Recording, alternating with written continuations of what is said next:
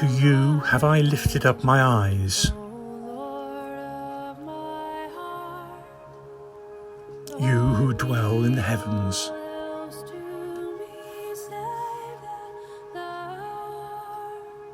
My eyes, like the eyes of slaves, on the hands of their lords.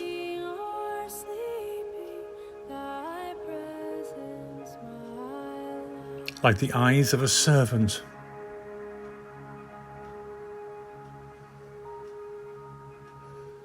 on the hands of her mistress.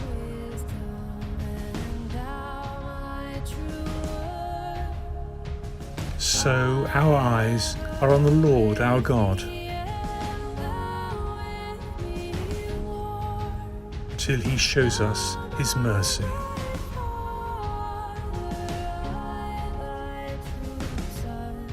Have mercy on us, Lord, have mercy.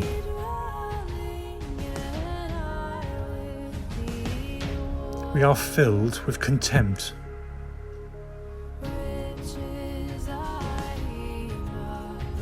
Indeed, all too full is our soul.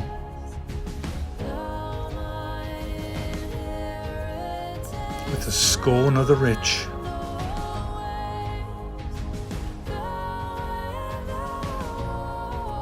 with the proud man's disdain.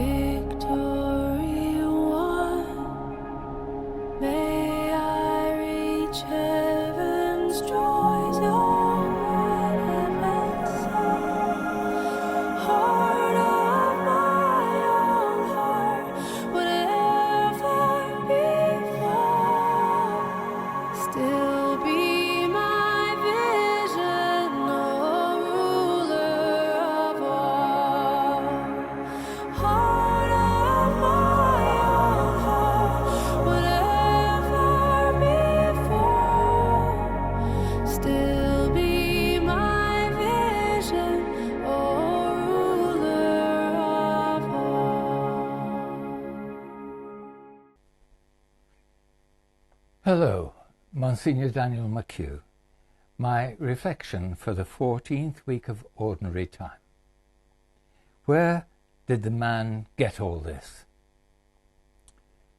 As I give this reflection on Thursday the 1st of July, I am conscious that the Holy Father Pope Francis is meeting in Rome with the Christian leaders of Lebanon for a day of reflection and prayer for the future of their country.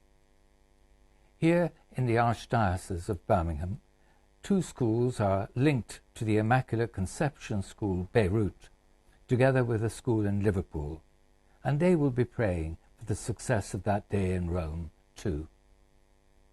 Because they have come together to share their prayer and mission as a result of the Day of Prayer in early May, promoted by an organization called Fellowship and Aid for Christians of the East, they are much more conscious of the challenges faced by Christians in Lebanon today.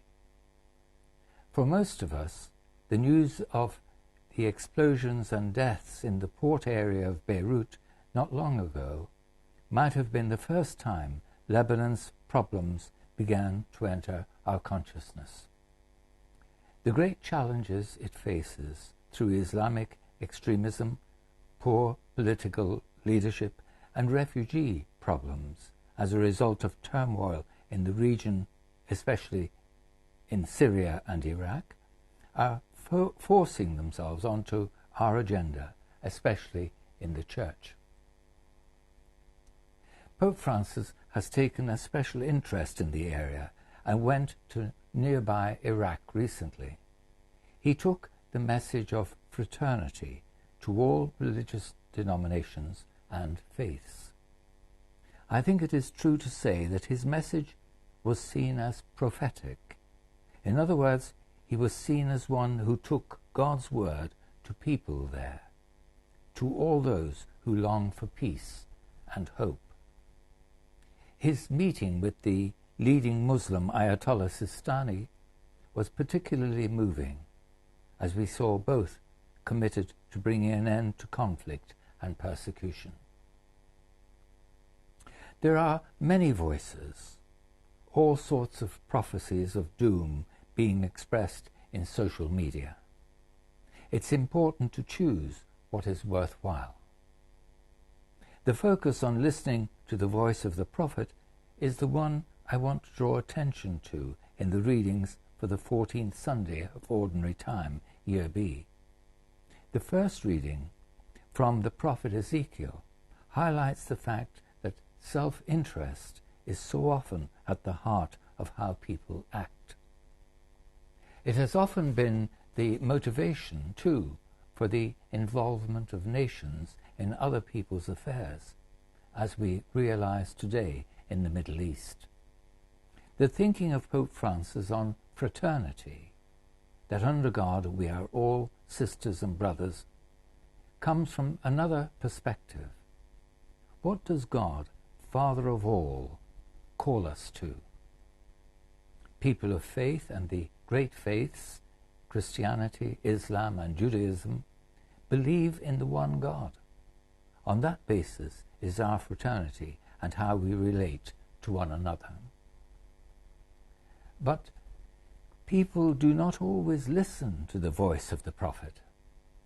If Pope Francis has met opposition even from within the church leadership itself, then he must know the Lord himself disturbed people, as we hear in the Gospel today. There were those who could see the wisdom of his teaching, but couldn't accept it because he was from among their own community.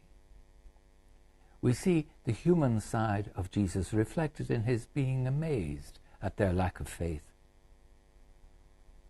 We thank God for the prophetic voice of Pope Francis in the world of our day, especially in his call for fraternity among all peoples, and his call to the faiths to take a lead in working for justice and peace.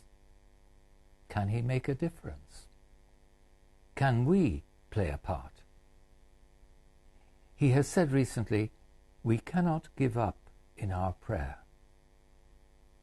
Though the Lord himself was rejected, suffered and died, he rose again and is with us now.